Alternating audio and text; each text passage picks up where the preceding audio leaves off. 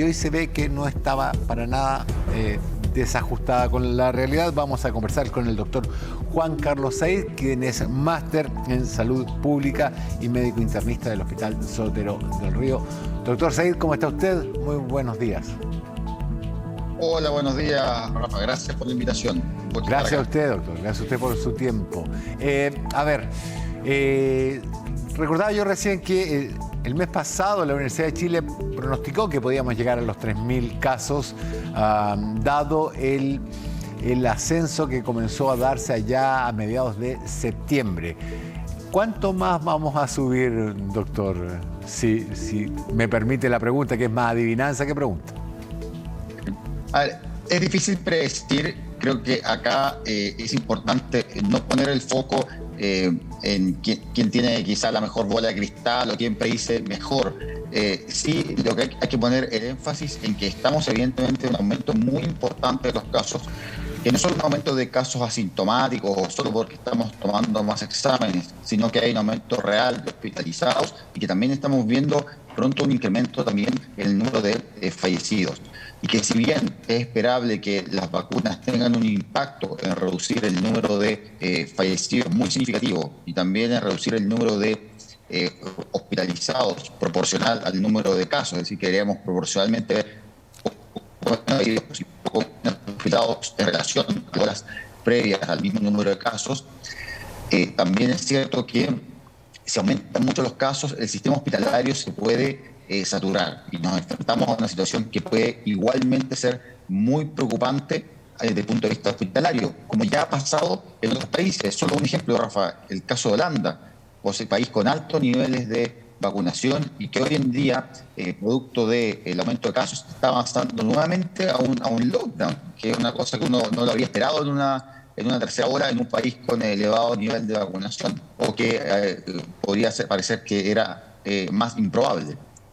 Claro, porque además Chile tiene un índice de vacunación tremendamente alto, incluso a nivel mundial e incluso con la tercera dosis. Era algo que conversábamos ayer con la doctora Carolina Herrera, que nos decía que las muertes que se están produciendo y las hospitalizaciones tienen que ver no con el número de contagios de COVID, sino con las personas que están en situación de vulnerabilidad frente a la enfermedad.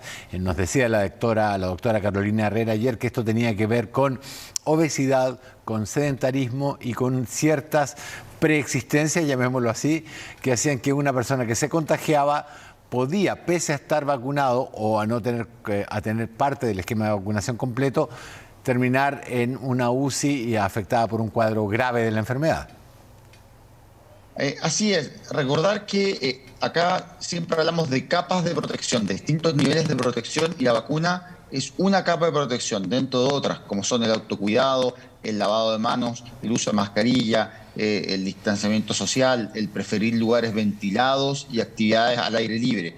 Y dentro de eso las vacunas reducen ese riesgo. Ahora, si mi riesgo de enfermar es muy, muy alto, por ejemplo, porque tengo una enfermedad autoinmune con alguna y uso medicamentos que alteran mi inmunidad, porque tengo alteraciones en el peso, hipertensión, etcétera, esos factores evidentemente hacen que mi riesgo con la vacuna baje, pero baje proporcionalmente menos que el riesgo que tienen otras personas. Entonces, estamos viendo efectivamente personas las cuales las dos dosis iniciales de la vacuna le generaron inmunidad, pero no tan potente, producto de comorbilidades o enfermedades que tenían asociadas. Entonces, eso ha determinado también la hospitalización de personas que estaban vacunadas. Pero, ojo, quiero insistir en esto, no hay que transmitir el mensaje equivocado. Las vacunas salvan vidas, claro, reducen el número de hospitalizaciones y proporcionalmente son muchísimos más los hospitalizados que no están vacunados que los que están vacunados. Entonces quiero insistir en eso.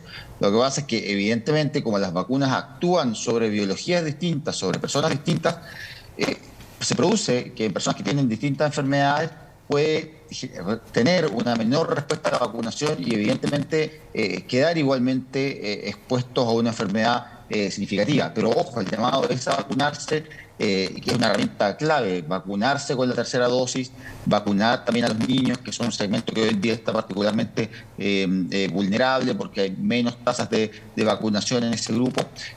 Así que insistir en eso y mantener la confianza alta en la vacunación, que es finalmente lo que más vidas salva y la herramienta más potente que hoy en día tenemos para enfrentar el virus junto con el autocuidado.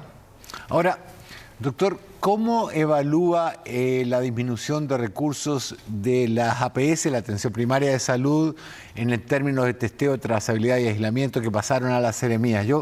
Esto en su momento la doctora Lidia Marales me dijo que era un horror, se lo pregunté al doctor Parisi en este mismo programa, él me dijo que era una transferencia de recursos, pero admitió también que iba a haber un 40% menos de trazadores en APS. Varios doctores, varios médicos me dijeron que esa medida era arriesgada porque podía, retrotraernos a lo que fue la primera etapa de esta pandemia. Lo recuerda cuando y creo que lo conversé con usted, que me decía que la estrategia del gobierno era aguas abajo del puente roto. No teníamos buena trazabilidad. Exactamente. Muchas veces hablamos que en salud pública uno tiene estrategias aguas abajo y aguas arriba. Es decir, si una persona se está ahogando, uno dice, mira, vamos a rescatarla de este río en que se está ahogando, y uno puede decir, mira, pero hay un puente arriba que está roto, que es donde las personas están cayendo. Entonces, ¿por qué no vamos a reparar mejor ese puente y evitamos que más personas sigan cayendo al río? Eso es la trazabilidad, es el recurso que nos permite impedir que personas se sigan cayendo a ríos, se sigan ahogando, se sigan enfermando. Y efectivamente había un recorte muy importante en recursos en trazabilidad que me parece que fue excesivamente prematuro. Creo que acá no hubo una visión de largo plazo y entender que la pandemia va a seguir. O sea, vamos a estar todo el próximo año con pandemia.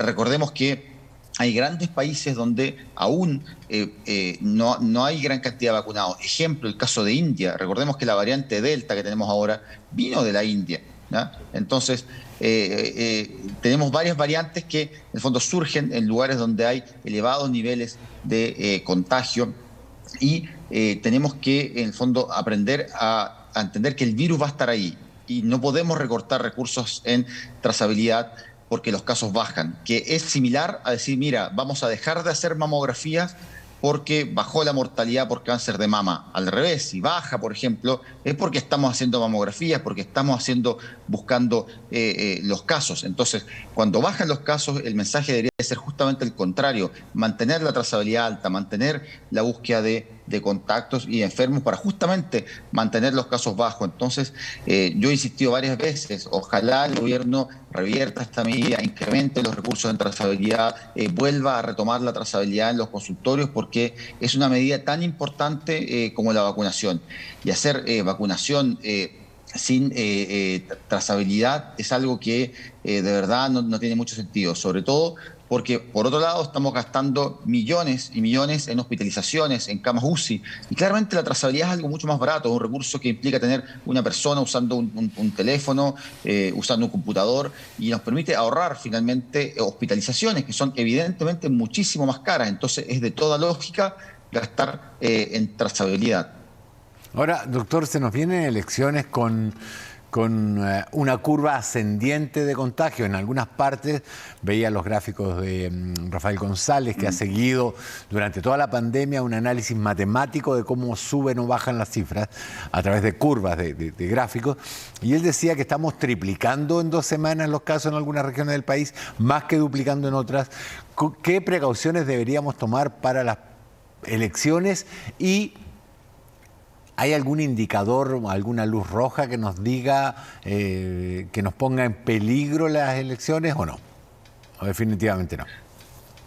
A ver, creo que efectivamente lo que determina, lo que podría llevar, por ejemplo, a nuevas cuarentenas, que evidentemente hay que evitarlas y ojalá no hay que llegar a eso, y de ahí la insistencia en la trazabilidad, porque tenemos que evitar retrocesos de fase. Es fundamentalmente lo que sucede en el sistema hospitalario. Eso es lo que manda. Y hoy en día el sistema hospitalario está en una situación, si bien no está en una situación de holgura, en el sentido de que esté con camas de sobra, ¿ya? Ya. Sí puede hacer cargo de los hospitalizados que uno esperaría lleguen en las próximas 2 o 3 semanas, ¿ya? Entonces, al ritmo actual no debería haber una saturación que llevar un colapso hospitalario en las próximas 2 o 3 semanas. Entonces uno debería esperar que no debería haber un impacto en las elecciones. Ahora, importante que las elecciones también son eventos de movilidad.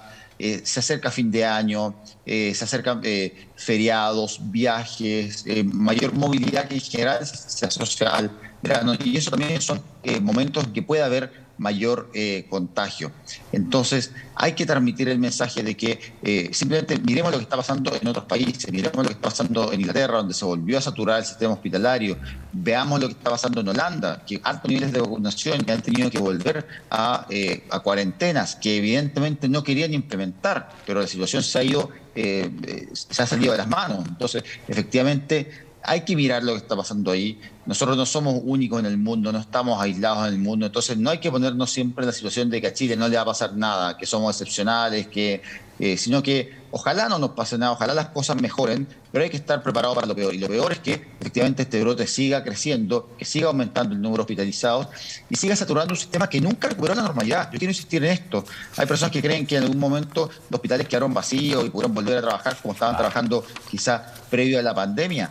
La verdad es que eso nunca pasó. Se han atrasado atenciones de pacientes crónicos, 35% menos de diagnóstico de cáncer el año pasado.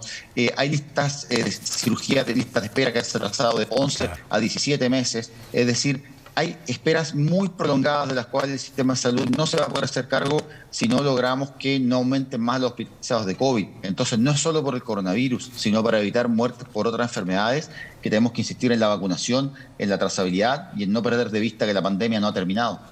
Doctor Juan Carlos Said, internista del Sistema Público de Londres y además, no me equivoco en esa cifra, en ese dato, ¿no?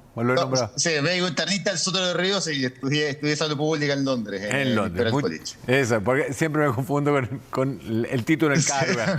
Muchísimas gracias, doctor. Que tenga usted una muy buena jornada. Chao, hasta luego.